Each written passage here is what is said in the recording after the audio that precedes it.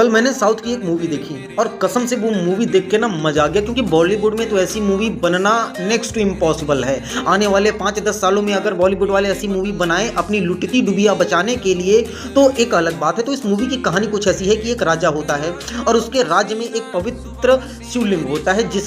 शिवलिंग के द्वारा उस राज्य की समृद्धि होती है। उस राज्य में कभी अकाल नहीं पड़ते, मतलब एक खुशहाल राज्य होता है जहाँ पे हर दिन त्योहार की तरह मनाया जाता है। और वहीं उस राज्य से कुछ मील दूर एक अलग राज्य होता है, गरीब राज्य होता है, जहाँ पे एक अजीब सी बीमारी फैली हुई होती है और वहाँ के जो लोग हैं वो धीरे धीरे उस बीमारी की चपेट में आकर मरने लग जाते हैं। तो वहाँ के जो मुखिया का जो लड़का होता है ना, वो उस राज्य में आता है उस शिवलिंग को चुराने के लिए। जब वो पकड़ा जाता है तो वो राजा के सामने ये बोलता है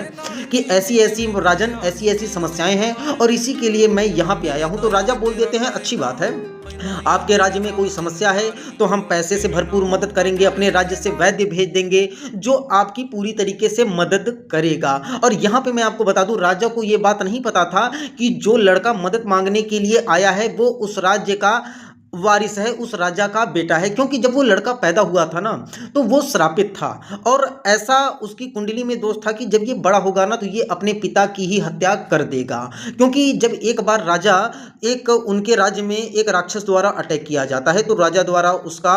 नरसंहार किया जाता है और उसी दौरान राजा जो है तीरों से उस राक्षस को मारता है। तो एक तीर जाके एक ब्राह्मणी के बेटे को लग जाता है, जिसके कारण उसके बेटे की मृत्यु हो जाती है। और जो ब्राह्मण महिला थी वो उस राजा को श्राप देती है कि जिस तरीके से तुमने मेरे बेटे को मारा है उसी तरीके से कल तुम्हारा बेटा तुम्हें मारेगा। और ये श्राप उस राजा को लग जाता है और पीढ़ी दर पीढ़ी ये श्राप उस राजा का पीछा करता है। अब राजा आ गया है एक मॉडर्न युग में, उसका वो जो लड़का है वो इस बात से बिल्कुल भी अनजान था, उस श्राप के बारे में उसे कुछ भी पता नहीं था। लेकिन राजा को बीच बीच में सपने आते रहते थे जिससे उस राजा को पता था कि हाँ मेरे साथ ऐसा कुछ हो सकता है। फिर वो लड़का जाता है एक गांव में जहाँ पे उसका पुराना संबंध था और जैसे वो अपनी माँ को देखता है, मतलब एक अजीब तरीके से जानवर जैसा वो बर्ताव करने लगता है और जो उसके फादर होते हैं वो उन्हीं पे अटैक कर देता है। तो भाई मतलब ये मूवी मुझे इतनी सही लगी ना, क्योंकि अगर आप प्राचीन समय में देखो